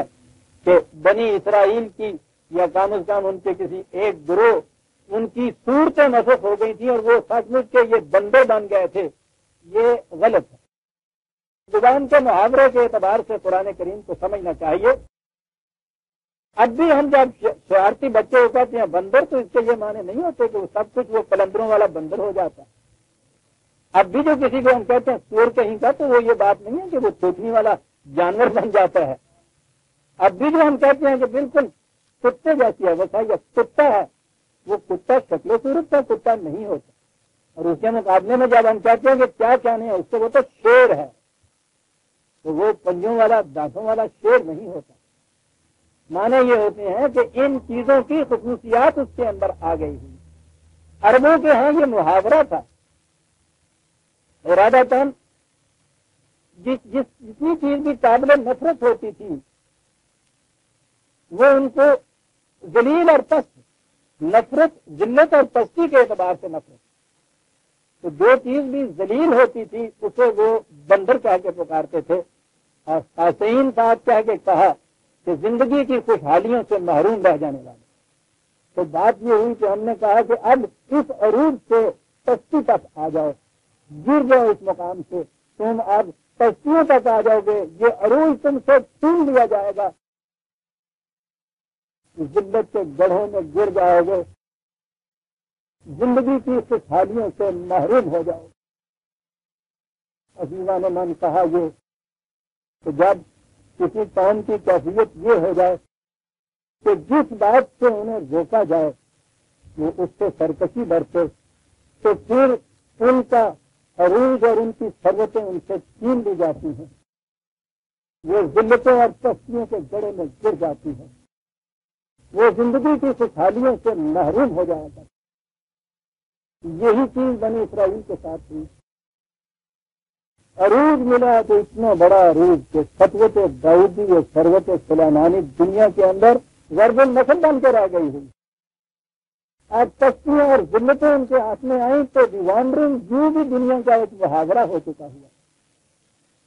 2000 سال سے بھی زیادہ کا عرصہ اس قوم کے اوپر ایسا گزرا عزیزان نے، تو قرآن ہی نے کہا تھا کہ اگر کہیں سہارا ان کو ملے گا، اگر حضر اللہ سے انہوں نے سہارا نہ لیا تو ہو سکتا ہے کہ کوئی قوم ان کو وقتی طور پہ اپنی مصلحتوں کے ماتحت ان کو سہارا دے دے اور انہیں رہنے کے لیے کہیں ٹھکانہ مل جائے، ورنہ ضرورت علیہم الذلۃ والمسکنۃ وباؤوا بغضب من اللہ اینا ما تقصد، ورنہ یہ دنیا میں جہاں بھی جائیں گے ذلتیں اور پستیاں ان کا پیچھے کریں گے۔ بہرحال کسی قوم نے ان کو سہارا دیا صحیح، وہ اپنے پاؤں پہ ایک خطے کے اندر تک کھڑی ہو گئی، اور جو ہمیں اپنا انجام نظر آتا ہے پھر آپ کہیں گے کہ ہر درس میں وہی جا کے کان ٹوٹتی ہے، کان کہاں اور جا کے ٹوٹے عزیزان میں۔ اس سے زیادہ بے راہ راہ قوم بھی دنیا میں اب کوئی اور نہیں ہے۔ جس شاخ پہ بیٹھی ہے اسی کو کاٹ رہی ہے، گرے گی نہیں تو اور کیا ہوگا۔ وہ تو شیخ چلی تھا جس کی سمجھ میں بات یہ نہیں آئی تھی، وقت پہ بیٹھا تھا، ادھر شاخ پہ بیٹھا تھا اور ادھر سے اس کو کاٹ رہا تھا۔ نیچے سے ایک آدمی گزرا، اس نے کہا کہ یہ کیا کر رہا ہے، تم کاٹ رہے ہو اس کو، ابھی 2 منٹ میں تم نیچے گر جاؤ گے۔ اس نے کہا جانے جا، مجھے پتا ہے آپ کو نکلے۔ وہ ابھی وہاں تک پہنچا تھا تو وہ ساتھ وہاں تک کٹ گئی کہ جس نے اپنے زور سے یہ ٹوٹی، نیچے گرا، آگے گیا، جا کے اس کے پاؤں پکڑے کہ اگر صاحب آپ تو کوئی ولی اللہ نظر آتے ہیں، جو بات آپ نے کہی تھی کیسے پوری ہو گئی۔ اس میں کسی ولی اللہ کی ضرورت نہیں ہے عزیزان من کہنے، شاخ پہ بیٹھا ہوا جو بھی اپنے ہاتھوں سے اسے کاٹے سے شاخ بھی گرے گی، وہ بھی گرے، اس میں کسی پیشین گوئی کی ضرورت نہیں۔ ہزارہ چیرہ دستاں سخت ہیں فطرت کی تعبیریں، یہ تو فطرت کی تعبیریں ہیں، لگے بندے قوانین کے تابع یہ ہوتا پھر یہ ہے جاؤ ذلیل تری کام ہو جائے دنیا کی ساری خوشحالیاں تم حرام قرار دے دی۔ ہاں یہ بات کہ وہ سچ مچ کے بندر نہیں بن گئے، اس اگلی بات میں سمجھ آئی یہ چیز کہ وہ دوسروں کی معصومی میں آ گئے تھے اس لیے ذلیل و خوار ہو گئے تھے، اگلی ہی آیت میں ہے وہی تعظم ربوں کا لَيَبْعَثَنَّ عَلَيْهِمْ إِلَى يَوْمِ الْقِيَامَةِ مَن يَسُومُهُمْ سُوءَ الْعَذَابِ إِنَّ رَبَّكَ لَسَرِيعُ الْعِقَابِ وَإِنَّهُ لَغَفُورٌ رَحِيمٌ۔ اور جب تیرے رب کے مسافات عمل نے اس کا اعلان کر دیا، بتا دیا کہ تمہاری اس روش کا نتیجہ اور یہ جو کہا گیا ہے کہ اب تم ذلیل اور خوار اور پست اور محروم اور مطرود ہو جاؤ گے دنیا کے اندر، اس کی شکل کیا پیدا ہوئی؟ شکل اس کی یہ پیدا ہوئی، ان سے کہا گیا کہ یاد رکھو، دیکھیے عزیزان من، یہ ذلت اور خواری جس کو یہ بندر پن کہا ہے کس شکل میں آئی؟ کہا یہ کہ اب ہوگا یہ کہ تم پر ایک ایسی قوم مسلط ہو جائے گی جو تمہیں ہمیشہ کے لیے طرح طرح کے عذاب دے۔ یہ فطرت کی اپاری تعزیر ہوتی ہے عزیزان من ایسی قوم کے لیے جو اپنی ساخ کو آپ کاٹے۔ دیکھا آپ نے عذاب کی شکل میں ہی آتا ہے، یہ سیلاب اور آندھیاں اور زلزلے اور جھکڑ اب نہیں آتے، ان کو بھی یہ کہا گیا کہ عذاب کی شکل یہ ہوگی کہ تم پر ایسی قوم مسلط ہو جائے گی جو تمہیں طرح طرح کے عذاب دے۔ یہاں یہ کرنے والا یوم القیامت سے لکھا ہوا ہوتا ہے تو عام طور پہ یہ کہتے ہیں کہ صاحب وہ قیامت تک یہ، لیکن یہ زبان کا محاورہ ہے۔ میں عرض کیا کرتا ہوں کہ قرآن کریم نے جو کہا ہے نا کہ اسے ہم نے عربی زبان میں نازل کیا، اس کے معنی کہنے کے معنی یہ ہیں تو اسے سمجھنا ہو تو یہ دیکھیے کہ اس زبان عربی میں ان محاوروں سے ان الفاظ سے مفہوم کیا تھا. اب یہ نہیں ہے کہ وہ قیامت تک ذہن میں ہے جب یہ سارا دنیا کا نقشہ بدل جائے گا, قرے ٹکرا جائیں گے, فنا ہو جائیں گے, جیسا کچھ بھی اس کے متعلق ہے, یہ اس وقت تک آخری انسان تک یہ کچھ ہوگا. بلکہ وہ تو محاورہ ہے جیسے ہم روز کہتے ہیں کہ میاں تم قیامت تک زور لگا کے دیکھ لو, نہیں ہو سکے گا. اس کے معنی ہوتا ہے ہمیشہ کے لیے مستقل مسلسل متواتر, جتنا جی چاہے زور لگا لو, یہ معنی اس کے ہوتے ہیں. عربی کے یہ محاورہ ہوتا ہے کہ ایک زمانہ دراز تک تمہارے اوپر ایک ایسی قوم مسلط ہو جائے گی کہ تمہیں طرح طرح کے عذاب دے گی. اور تاریخ داستان جو ہے اس کی بنی اسرائیل کی وہ بتا رہی ہے عزیزان مان کہ پھر اس قسم کی قومیں ان کے یہاں مسلط ہیں ان کے اوپر. قومیں تو مختلف تھی لیکن شکل ان کی عیسائیت کی شکل نہیں تھی. اور اس قسم کی ذلت آمیز عذاب ان کے اوپر آئے ہیں جن سے روح کانپ اٹھتی ہے. پچھلی جنگ عظیم میں جو کچھ ہٹلر نے ان کے ساتھ کیا تھا, نازیوں نے جو کچھ کیا تھا, اس کی داستانیں تو ابھی کل کی کہانیاں ہیں جو ہمارے آنکھوں کے سامنے دیکھے ہوئے حالات. ہمیشہ یہ رہے کہا کہ یاد رکھو خدا کا قانون مقاصد عمل سریع الحساب ہے, دور نہیں لگاتا وہ. لیکن ایک چیز اس نے کہا اور بھی, تباہی کے اسباب مرتب ہونے تو شروع ہو جاتے ہیں, ساتھ ہی اس میں دیر نہیں لگتی. ہر عمل کا نتیجہ اس کے اندر پوشیدہ ہوتا ہے. آپ جب پہلے دن سیر کرتے ہیں تو اس دن بھی اس سیر کا اچھا اثر آپ کے اندر آ جاتا ہے, محسوس نہیں ہو رہا ہے. سینکڑوں چاٹنے والے کہتے ہیں پہلے اس سلیٹ پہ ایک لکیر ڈالتے ہیں اور اس پہ چاٹتے ہیں. کہتے یہ ہیں کہ اس سے وہ تباہی نہیں ہوتی. وہ ٹھیک ہے اس دن نہیں ہوتی, اسی وقت نہیں ہوتی, لیکن کوئی عمل اپنا نتیجہ کیے بغیر رہتا نہیں ہے.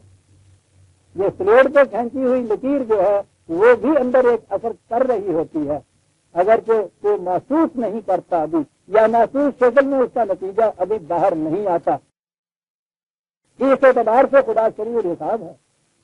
لیکن یہ کہ یہ نتیجہ ایکیومولیٹو فارم میں ایک وقت کے بعد جا کر آتا ہے, وہ اس لیے کہ انہ لغفور الرحیم, اس نے مہلت کا وقفہ اس لیے رکھا ہے کہ شاید تم کتنی سی تنظیر سے باز آ جاؤ تو پھر تمہاری حفاظت کا سامان ہو جائے, پھر تمہیں سامان نشو و نما مل جائے. اس لیے نتیجہ تو مرتب ہونا شروع ہو جاتا ہے اسی وقت. آخری تباہی کچھ وقت بعد آتی ہے جا کے کہ درمیان میں شاید تم سمجھ جاؤ, پھر بھی تم بچ سکتے ہو اس سے. لیکن کہا کہ سنبھلنے کی صورت نہ ان کی ہو سکی. کیوں نہ ہو سکی عزیزان من؟ میں نے شروع میں یہ کہا تھا, ہمیشہ کہتا چلا آ رہا ہوں کہ اگر تو اقوام سابقہ میں ہر قوم کی داستان کا کچھ نہ کچھ ہمارے ساتھ مماثلت وہ رکھتی ہے, لیکن کلی مماثلت جو ہے وہ داستان بنی اسرائیل ہے جو ہمارے ساتھ رہتی. وہ جو ایک حدیث نبی صلی اللہ علیہ وسلم میں آتا ہے کہ تم تو یہودیوں کے قدم بہ قدم چلتے جاؤ گے. بڑی صحیح بات ہے, ہم یہودیوں کے قدم بہ قدم چلتے آ رہے ہیں, اور اس کے بعد پھر جو کچھ ان کے ساتھ ہوا تھا نال بنال اسی طرح سے ہمارے ساتھ ہو رہا ہے, اور اس کے بعد بھی یہی ہوگا اگر ہم نے وہ روش نہ چھوڑی. کہا کہ عذاب آنے کے لیے جو شکل پیدا کی تھی اس کا سبب کیا, اس کے اسباب کیا بن گئے, کیا ہوا کہ جس سے پھر یہ چیز ہو گئی ان کے اوپر. وَقَطَّعْنَاهُمْ فِي الْأَرْضِ أُمَمًا, وہ پارٹیوں کے اندر بڑھ گئے. اللہ یوں عذاب آیا کرتا ہے عزیزان ایمان. وہ قوم واحد, وہ امت واحدہ نہیں رہتی, وہ پھر امت نہیں رہتی, امم ہو جاتی. پہلی چیز اس قوم میں یہ پیدا ہوتی ہے کہ ان میں پارٹیاں بن جاتی, ان میں پھر تفریق ہوتی ہے نسلوں کی بنیادوں پر, زبان کی بنیاد پر, کمبخت صوبوں کی لکیروں کی بنیاد پر. جیسے کئی دفعہ میں نے یہ کہا ہے, کبھی کسی سمجھدار آدمی نے کھڑے ہو کے سوچا بھی ہے کہ بلاخر یہ صوبوں کی لکیریں ہیں کیا؟ تو ایسا نظر آتا ہے جیسے دین میں ایسا ہے کہ کہیں خدائی تقسیم ہے جو اس طرح سے ہوئی ہے. انگریز نے یہاں آ کے ویزا من اپنی انتظامی سہولتوں کے لیے ملک کے مختلف خطوں میں بانٹا. نیچے سے اگر آپ شروع کرتے ہیں, تھانوں میں بانٹا, تحصیلوں میں بانٹا, پھر ضلعوں میں بانٹا, پھر کمشنریوں میں بانٹا, پھر کمشنریاں اکٹھی کی, اس کا نام صوبہ رکھ دیا, اور پھر ان چیزوں کے اوپر پورا ملک تھا. یہ ایڈمنسٹریٹو پرپز کے لیے، انتظامی سہولت کے لیے اس نے یہ مختلف خطے جو تھے ان کا مختلف نام رکھا. وہ اس مقصد کے لیے یہ کر کے گیا، وہ تو چلا گیا. اور اب آپ کے ہاں یہ شے ایک ایسی مستقل حیثیت اختیار کر رہی ہے جیسے ایک اٹرنل ٹرپ ہو، ابدی صداقت ہو. صوبہ بلوچستان، صوبہ سرحد والے، صوبہ سندھ والے، صوبہ پنجاب والے، صوبہ بنگال والے کیا چاہتے ہیں؟ آزادی چاہتے ہیں. ارے یہ کون ہے یہ صوبہ والے؟ تو یہ لائنیں اگر نقشے پہ نہ ہوں صوبوں کا وجود نہیں جاتا. چیزوں من جس طے کا وجود اتنا انکبوتی ہو کہ محض ایک لکیر کھینچنے سے وہ ثبوت ہو. لکیر مٹ جائے تو وہ باقی کچھ نہ رہے. اس کو بنیاد بنا دینا باہمی اس قدر گہری تفریق کی کہ ان لائنوں کی بنا کے اوپر ہم ایک قوم نہیں بن سکتے. جہالت کی بھی انتہا ہوتی ہے، لیکن جہالت کی انتہا ہی نہیں ہوتی. تباہی میں جانے کے لیے یہ مختلف قسم کے اسباب تراشتی ہے یہ قوم. اور بنیادی سبب قرآن نے یہ بتایا، کہا کہ ہوا یہ تھا کہ پھر ایک قوم مسلط ہوئی. کہا کہ وہ یوں ہی آ کے وہ بغل بغل کر کے نہیں آ گئی تھی اور آگے مسلط ہو گئی تھی. ہوا یہ تھا کہ یہ پہلے پارٹیوں میں بڑھ گئے اور جب اس طرح سے جو پیدا ہوا ایک پارٹی دوسری پارٹی سے ڈرنے لگ گئی تو تیسری قوم آ گئی وہ آپ اس میں مسلط ہو گئی. یہ ہے جو قرآن نے طریق بتایا. وقتانا ہم ذل ارد امما، مطلب ٹھیک ہے منہم الصالحون ومنہم دون ذالک. ٹھیک ہے یہ کہا کہ یہ نہیں تھا کہ پھر اس قوم کے اندر کوئی ایک آدمی بھی ایسا نہیں رہا تھا کہ جس کو آپ کچھ بڑے کردار صالح کوئی خیر خواہ صحیح بات کہنے والا آپ کہے کہ سر جب ایک بھی نہ رہا تو پھر قوم تباہ ہوئی. دیکھیے کیا کہتا قرآن. پہلی قوموں کے متعلق یہ چیزیں تھیں کہ ان کو یوں نکال دیا جاتا. کہا جب قومیں دوسری قوم کی ناکامی کے عذاب میں مسلط ہوتی ہیں تو پورا ملک عذاب میں آ جاتا ہے. ان میں پھر نیک کردار بھی ہوتے ہیں، مطلب یہ بھی تھے، لیکن انفرادی نیک کرداری اس عذاب کو روک نہیں سکتی. پھر یہ نہیں ہوا کرتا، پھر یہ فریب ہے کہ اتنا بڑا وہ سیلاب تباہی کا کسی دوسری قوم کی طرف سے آیا تھا. صاحب فلاں بزرگ بھی نہیں ہمارے یہاں تو فریب دیا گیا، فلاں بزرگ کے مقبرے نے اس کو روک دیا. کسی نے نہ سوچا کہ یہ یہاں کا بزرگ تو ایک طرف رہے، ان سے بھی زیادہ جلیل القدر، ان کے بھی مرشد بزرگ، ان کے مقبرے سارے ہندوستان کے اندر ہیں جہاں استبل کا کام دیا جاتا ہے ان کا. اور عزیزہ نے مان چھوٹے چھوٹے مقبرے کے ایک طرف یہ خانہ خدا ہے آپ کا، یہ شاہی مسجد ہے. یہ آپ کے یہاں سکھوں کی بادشاہی کے اندر سکھوں کا استبل تھی. یہ خود فریبی ہے اس وقت میں کیا دیں. پھر تو ابھی قرآن کہہ رہا ہے کہ ان کے اندر نیک کردار لوگ موجود تھے. اجتماعی خرابی کو انفرادی نیک کرداری روک نہیں سکتی. ابھی وہ تو اجتماعی نیک کرداری جسے کہا جائے کوتے تھے، یعنی اس نظام کا صحیح خطوط کے اوپر متشکل ہونا، وہی روک سکتا ہے اجتماعی تباہی کو. افراد کی نیک کرداری نہیں روک سکتی. یہ ٹھیک ہے کہ اس صالح نظام کو لانے کے لیے افراد کو نیک کردار ہونا ضروری ہے، یہ بھی سن لیجیے. یہ نہیں ہے کہ انفرادی نیک کرداری کچھ معنی نہیں رکھتی، اس کی کچھ قیمت نہیں ہے. وہ تو بنیاد ہے. صالح اور صحیح نظام جو ہے قرآن کا وہ متشکل ہوتا ہے انہی لوگوں کے ہاتھوں جن کی انفرادی سیرت و کردار جو ہے وہ مزکی اور بلند ہوتی ہے. لیکن اگر صحیح سیرت کے لوگ اجتماعی نظام کے لیے پیشہ نہیں ہوتے تو ان کی انفرادی نیک کرداری اجتماعی تباہی کو روک نہیں سکتے. میں سمجھتا ہوں بات واضح ہو گئی ہے. اہمیت اس لیے ہے نیک کیرتی کو کہ یہ اجتماعی نظام کی تشکیل میں منظم معاون یہ ہوتی ہے. لیکن اگر اس نظام کے لیے یہ پیشہ نہیں ہوتے اور وہ نظام قائم نہیں کرتے تو ان کی انفرادی نیک کرداری اجتماعی ہلاکت کو روک نہیں سکتی. یہ ہے قرآن نے کہا کہ منہم صالحون منہم دون ذالک. اچھے نیک کردار بھی ان کے اندر تھے لیکن بات نہیں سکتی. پھر اس کے بعد ہوا یہ کہ ایسا بھی نہیں ہوا کہ وہ ایک دفعہ ہی پہلے حملے کے اندر ہی ان کو تباہ کر دیا گیا ہو، ایسا نہیں ہوا۔ ایسا ہوا کہ ایک خطہ جو تھا مشرقی پاکستان کا وہ گیا، دوسرا ہی بچا رہا، دوسرے میں کچھ آثار نظر آئے بچ جانے کے، پھر بھی انہوں نے یہ نہ کیا تو پھر اس سے کچھ آیا۔ یعنی عجیب تدریجی عمل قرآن کہتا ہے، یہ ہوتا ہے کیونکہ قوم بھی تو بہت بڑی ہوتی ہے۔ وَبَلَوْنَاهُمْ بِالْحَسَنَاتِ وَالسَّيِّئَاتِ لَعَلَّهُمْ يَرْجِعُونَ۔ طریق یہ تھا جو کوشش کی گئی کہ ان کے پہلو بدلتے رہے ہیں۔ یہ جو ترجمہ ہوتا ہے نا، ہم نے ان کو آزمایا، یہ آزمایا ترجمہ غلط ہے۔ ابتلا کا ترجمہ ہمارے ہاں یہ آزمائش کیا جاتا ہے، اس کے معنی ہوتے ہیں پہلو بدلنا، گردشیں دینا۔ کہا یہ ٹھیک ہے، آخری تباہی سے پہنچنے سے پہلے قوموں کے پہلو بدلتے ہیں، گردشیں دیتے ہیں ان کو۔ کبھی سیئات کی ہوتی ہے، تباہیاں آتی ہیں، کہیں نقصان ہوتا ہے، پھر کہیں حالت سمجھ جاتی ہے ان کی، کچھ بہتری کے آثار پیدا ہو جاتے ہیں۔ دیکھا آپ نے 65 کی جنگ میں کیا ہوا تھا۔ کہا یہ پہلو ہم کیوں بدلتے ہیں قوموں کا؟ یہ محض اتفاقی باتیں نہیں ہوتی،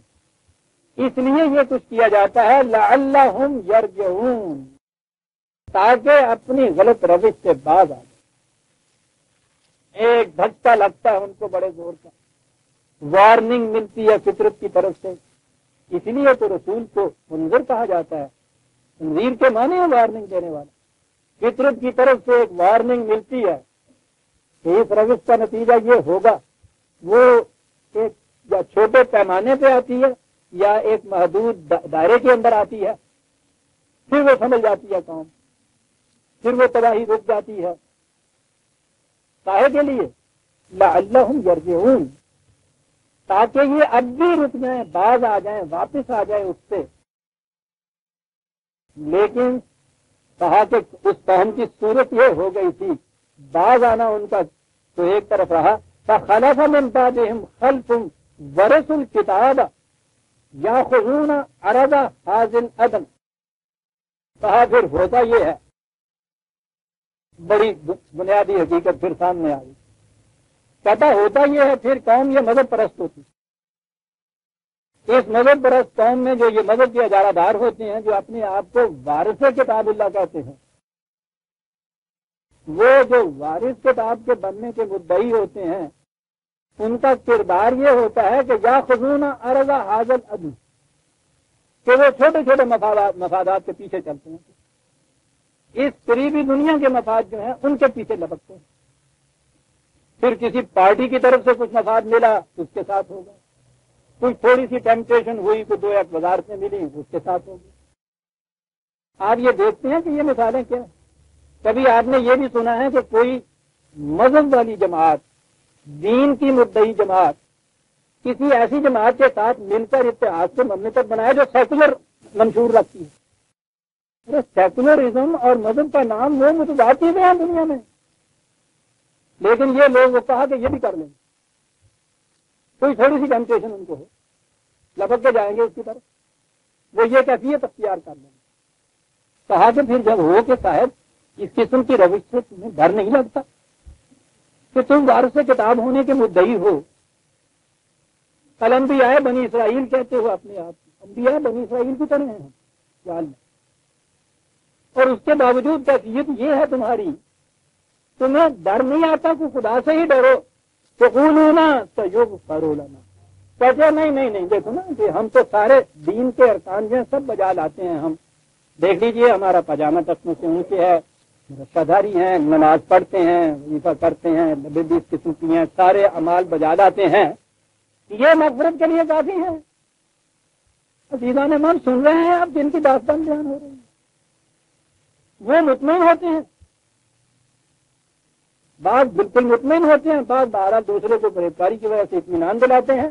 کہ نہیں صاحب وہ سامان جو آپ دیکھیں گے کہ ان لوگوں نے 2 اکاؤنٹس رکھے ہوئے ہوتے، خدا کے ساتھ معاملے کا الگ رجسٹر ہے، صبح کی نماز پڑھی ظہر کی نماز تک درمیان میں سارے گناہ معاف، وہ اگر نہیں پڑھی تو پھر نہیں، وہاں سے پھر اثر تک، اثر سے مغرب تک،